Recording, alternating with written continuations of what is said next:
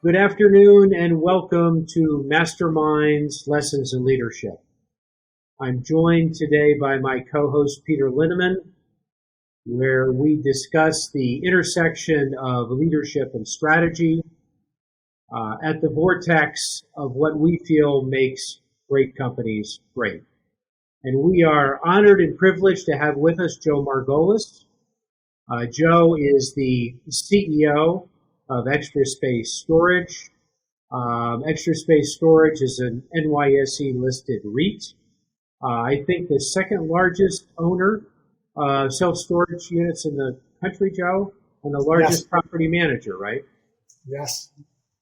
By way of background, Joe became CEO in 2017 after having earlier been a director of the company, and we're most excited to talk about that transition in a bit. So with that, Peter, I will turn it over to you. Actually, Joe, thank you for being here. But hearing that you went from being a director to the CEO makes me wonder if I should resign from any boards I'm on so I don't get the similar fate, right? Maybe. So if I disappear, I'm going to send resignation letters. That's the point. So how and why has self-storage made it through the last 15 months or whatever, and what does it tell you?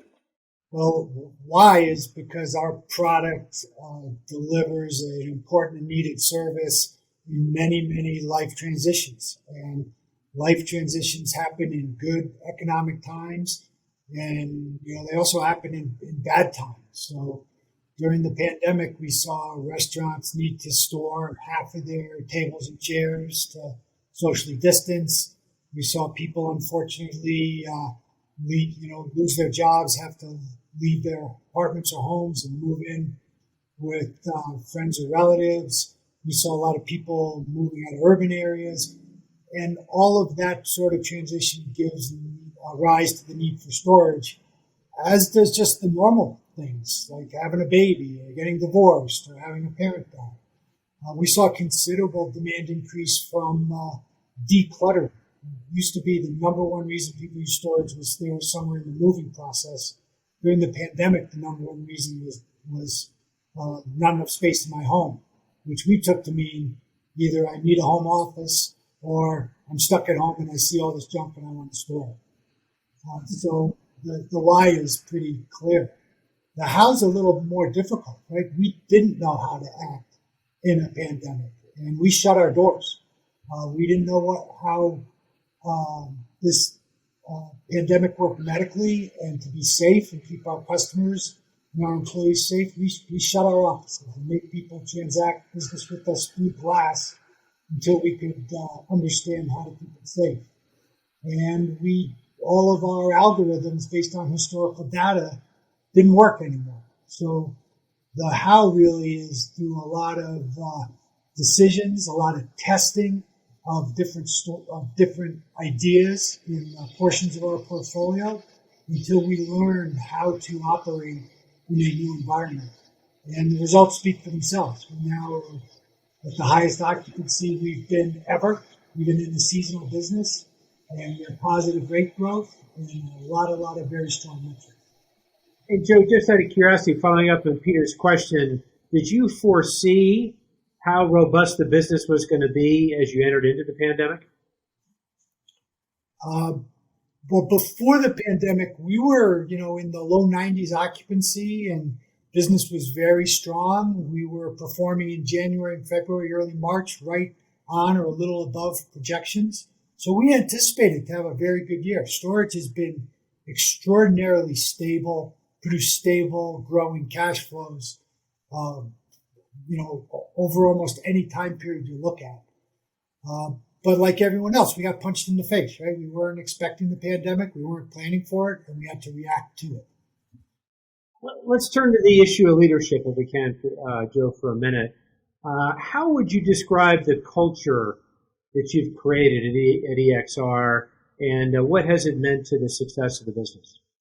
So I think we have a great culture, but I can't take credit for creating it. It's been the same culture since we were 12 stores in 1998 when I first got introduced to Extra Space Storage. Founder Ken Woolley established it. It's very important to him. And we're a company that operates like a small business. Every employee is treated as a valuable teammate with respect, as an equal. We always try to do the right thing. We try to innovate. And I think a lot of our success has to do with our real dedication to maintaining this culture, even as we get to be a bigger and bigger company. And is there any particular change that you made, any incremental impact you made when you joined in 2017 and after, or not? Well, sure. I mean, we're always changing, right? Any company that stays the same, that doesn't survive. So we've continued to innovate on the investment front. We've made a number of changes with respect to technology, right? As technology changes, you need to change and get in front of that. I described our culture, which I would say is one of equality and inclusion. With the killing of George Floyd last year, we really looked inward and said, how can we become a better company? And we can't change the world, but we can make sure that Extra Space, at least, is as diverse and inclusive as possible. And we've done a number of things in that regard. So, Joe, you actually described a surprising set of events that were positive for you and your demand. How do you think about the path forward as you look to the remainder of 2021, 22, 23 strategically? Yeah, I don't want to give you the impression it was all, cupcakes and roses, right? We had significant governmental restrictions on how we could operate in terms of late fees and evictions and rent increases. We had many of our customers under stress, and we had to deal with them humanely. And we had a lot of stress with our employees. And we put in a program of relief pay where they didn't have to work if they had to take care of someone or they were sick and they didn't lose their jobs. So we got through it, but it wasn't easy. And I'm very proud to say we didn't lay anyone off. We didn't cut anyone's hours. We didn't cut anyone's benefits. We protected our workforce through this. How I see 2021, I think we will eventually and over time see a reversion to normal customer behavior. We still haven't seen vacates get to the level that they were normally. People are still not moving out. So our occupancy, which is 500 basis points above historical average, I think will eventually come down. Although it's not going to be a light switch, right? People aren't going to go get their shot in the morning and then go get their stuff out of storage in the afternoon, right? And I think some of this new demand, the home office or whatever, is going to be permanent. People are introduced to our product and they like it, and they realize how flexible and convenient and inexpensive it is, and they keep it. Our challenge going forward as we get back to normal behavior is, once again, as storage proves itself to provide such stable cash flows, the inflow of capital is phenomenal. Everyone wants to be in storage now. And that pushes prices up, and it is going to increase development, which is a challenge in our industry. And how about new supply? How developing new stores? What's your thinking on that looking forward? It's a great question, Peter. So, we were in a development cycle that was just starting to moderate in 2019, 2020.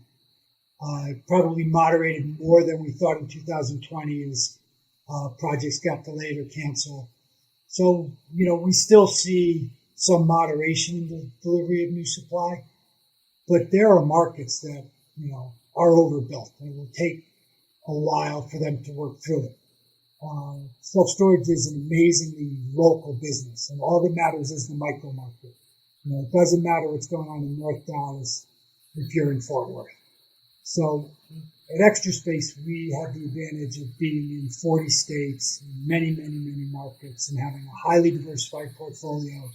So we have exposure to markets that are, in bad shape in terms of development. markets that are coming out of the development cycle, but also markets that have never really gone into it. And that smooths our cash flow as well. So, Joe, you came off the board and became CEO in 2017. Even though Peter doesn't want to do it, we're seeing it happen more frequently, for sure. Tell us about any particular leadership lessons you've learned in making that transition since 2017.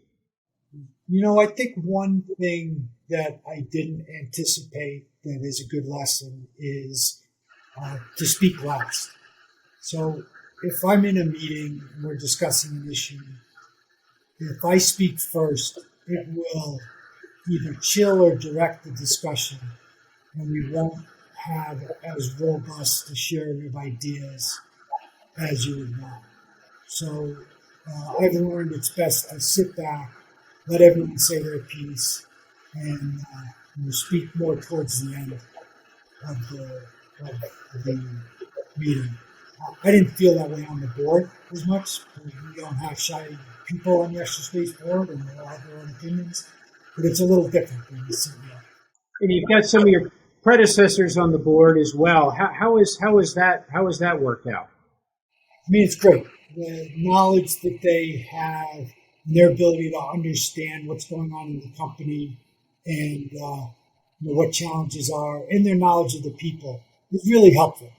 And I think it works because they respect their positions versus my position, and don't step on my toes. Although every now and then they can't help but say, shouldn't the tile be brown and not tan? But that's okay. We've known each other for over 20 years and have great relationships, and it works just fine. So, Joe, what would you say, as somebody who's a director, what would you say to directors that they don't understand necessarily about what the company and CEO are going through? What would be your advice back to the directors, in a large sense, directors? I don't mean your company specifically. That's a hard question, and I think it's hard to answer because all the directors I've known on a couple companies that I've served on the board are so different, and some are very knowledgeable about what goes on in the company and how it works, and some are less so, either because they're newer directors or they have other expertise. So I'm not sure there's one general thing I could say there. I think the more a director spends time and strives to understand the company and its business and its structure and its strategy, the more there won't be that misunderstanding, misalignment between management and the directors. So one question we like to ask, little different change of pace. I don't know if your mother, father are alive, but if I told you we've got them on the other line and we're about to ask them, what are they most proud of Joe, about Joe? What do you think they're going to answer to us? What are we going to hear, do you think? Well, I think personally they'd be proud that hopefully I'm a good husband, a good father, a good friend, a good member of the community. I think that's the most important thing to them. Professionally, my father was a man of few words and really taught me a lot by example. But when he did say things, he would say kind of three things. He would say, be the hardest worker in the room, no half-assed jobs, and do the right thing. And I've always tried to follow that in my life, and I think I hope he'd be proud of me. I'm sure he is, Joe. Sure he is, absolutely. So along the lines of what Peter just asked, if somebody asked you to say who your greatest mentor was and what you learned, what would you say? Yeah, I mean, it would be my father, without a doubt. My father was a really good man of integrity, hard worker, balanced human being. And, I think if I could be put in, close to the same category as him, I'd be happy. Was he in business or what did he do?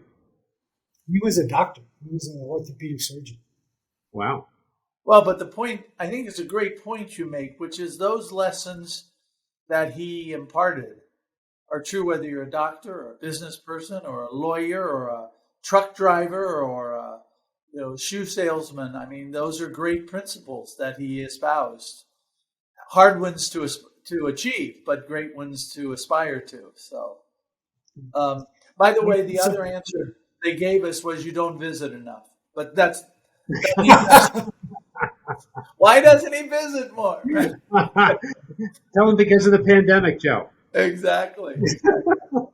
So, Bill, if I could ask you to lean one way or the other just a little with your head.